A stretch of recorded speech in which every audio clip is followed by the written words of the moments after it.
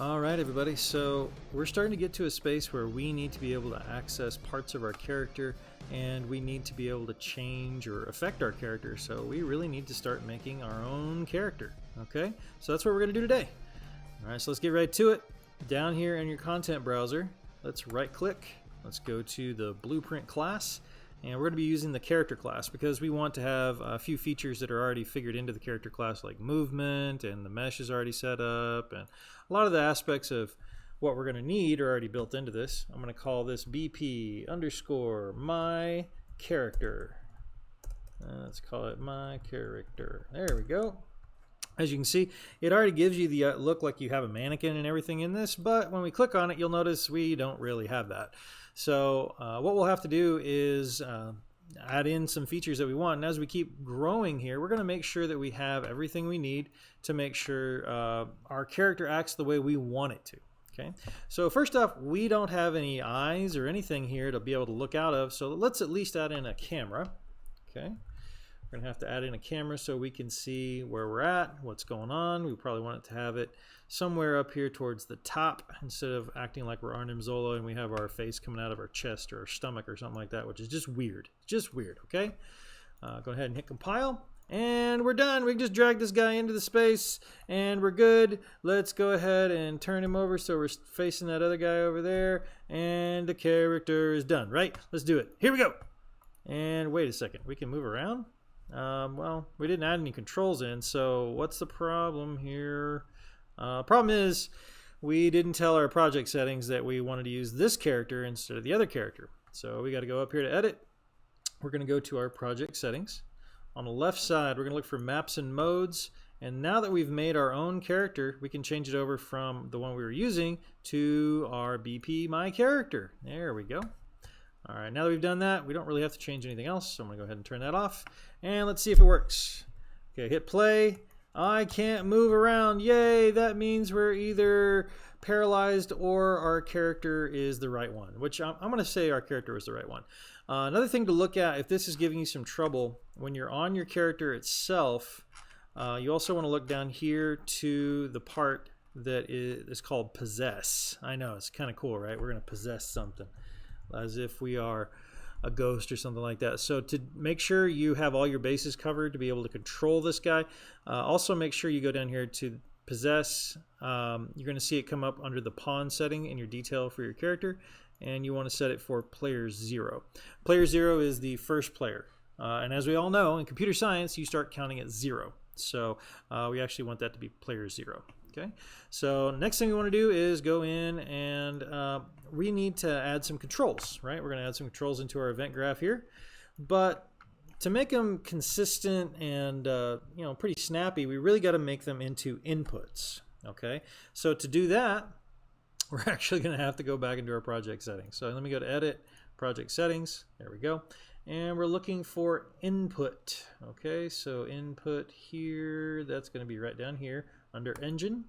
Now, a lot of our input is already done because we already had a character in here. We kind of stripped some things out of that character and we made our own.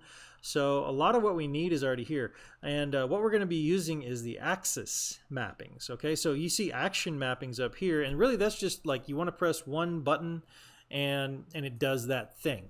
Now, if you want to have something that has a button and then it has a counterpart, so like right here with W and S, W makes us go forward, S makes us go backward. Okay, it's why we can see this negative value right here.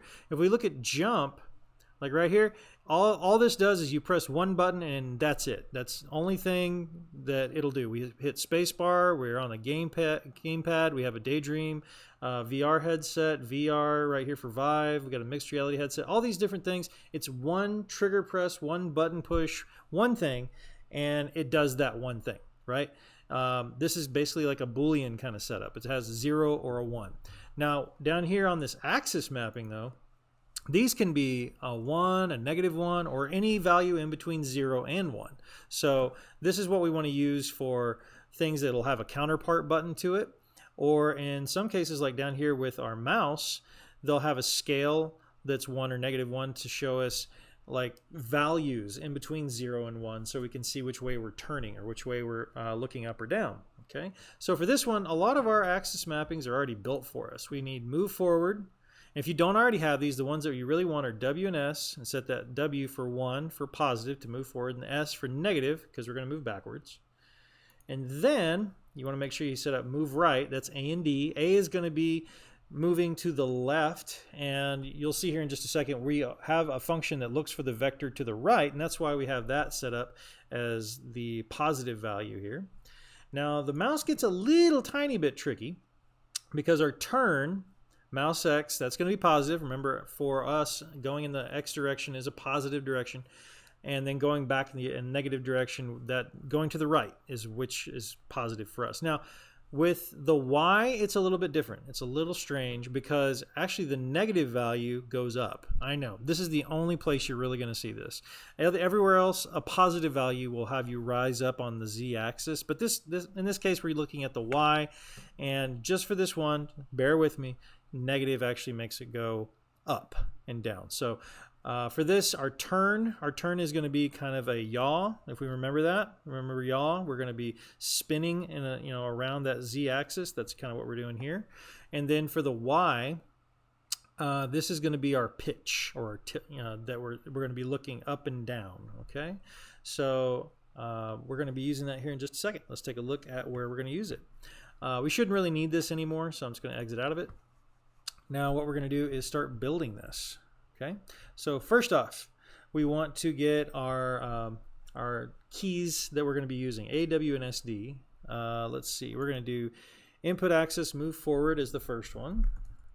Axis move forward, and you'll notice that you are going to see axis values right here for like these functions, but we really want the events. Okay, this is what we're looking forward. We are looking for move forward, and then we want to add movement. Okay, so that's how we're going to be moving forward. Movement. Okay, so we're not looking for functions, we're looking for events. So, oh, I'm sorry, we are actually looking for functions at this point because we're not kicking something off, we're following something. So, character movement, there we go. That's what we want. Actually, you know what? We don't want that for character movement because we're doing something slightly different. We're going to be using our camera to be our head, so we want to use that here in just a second. Let me show you how we're going to use that. We do want the axis value to feed into our scale value, so since I accidentally grabbed that from the character movement, I got to do this over again. I'm going to drag that out, add movement, and input. And what did I spell wrong? Movement. I spelled movement wrong. Okay, so we're going to be using that. There we go. That's better. And we want to tie this axis value, the thing that we're getting from the key, into this scale value right here. And then we'll need our vector. Now remember, I said we're going to be using our camera as our head. That's going to determine which way we're looking. And that's going to give us our forward vector and all that. In fact, that's what we want to get first. Now, sometimes you might be asked to get rotation of something. Now, we don't necessarily have to do that in this case. If we know what we're pulling it off of, we can just do get forward vector and drop that in. Okay. If it's giving you a problem or you're not sure what you're getting the forward vector off of initially, you may need to get the world rotation. And in that case, that'll tie right back into this without any trouble. And we're going to tie this into, we've got a vector here, so we're going to go to world direction. And then we have our move forward basically working. So if I go in here and I hit play, we should be able to move forward and backwards. There we go. Now we can't move left and right yet, but we can move forward and backwards. So we're looking pretty good. All right, next thing I want to do is do input axis move right. Okay, so I'm just going to type in move right. I bet it gives us what we need. There we go. We're looking for an event here. And then we want to add another movement pin. So I'm just going to copy and do Control W to copy and paste all at once. Going to tie this in here. Same axis value goes here. But now we want to get the right vector. Okay, so we're going to drag off of this, get, whoops, I got to spell correctly, right vector. Okay, you'll notice we have a get right vector, and if you look for it and look for a get left vector, there's not one. But it doesn't make any sense to do that because we have the right vector and we can just go in the negative direction so we can find out what our left is going to be. So it works out pretty easy. We'll just keep that one right there, and this should be enough for us to be able to move forward and backward. Let's see, we can move forward and backward and left and right, and we can do combinations of the two. All right, we're looking pretty good now. Now we want to add in our mouse movement, and with our mouse movement we're going to start off with input axis. Let's see, let's do look up first. Okay, so we're going to do an event, right, because we need it to tell it to start doing something, and we're going to tie this to our controller pitch input.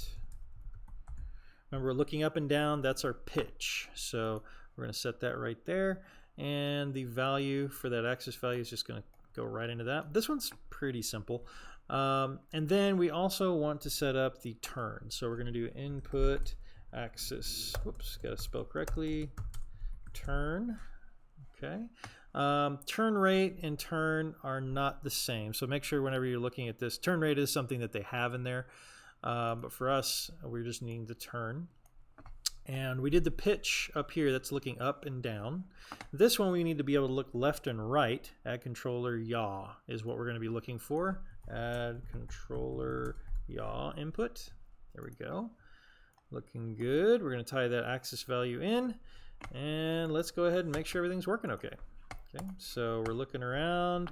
I can look around, I can strafe. Now I can look left and right, but I am not able to look up and down. And we hooked everything up correctly. Let me show you why that's not working. Okay, so first off, everything here, it looks good. This is actually correct. Everything's fine. But we do have some small problem. All this is kind of coming from our pawn, and our character, which could be considered a pawn, I guess, to some folks, is moving in and of itself. It's it's able to turn, strafe, move forward, back, all that kind of stuff. But when our camera looks up and down, we need the camera to look up and down and not the pawn. We don't want the pawn to move. So what we have to do is we're going to go over here to our camera. We're going to go over here to our details for our camera. And if you look down here at camera options, okay, right here, you'll see a choice that says use pawn control rotation. Okay, so what this is going to do is if you need the view to be different than just the pawn information, it'll actually pull it from the camera for the pawn. Okay, so that should be enough for us right there to take care of that. Let's hit compile and let's check this thing out. Okay, here we go. Oh, I'm able to look up and down. I'm all over the place. This looks good. This looks really good. Hey, we have control of this character. We know how everything works. We can start adding little things in. Let's go see what this dude's up to. All right, nice. All right, this is fun.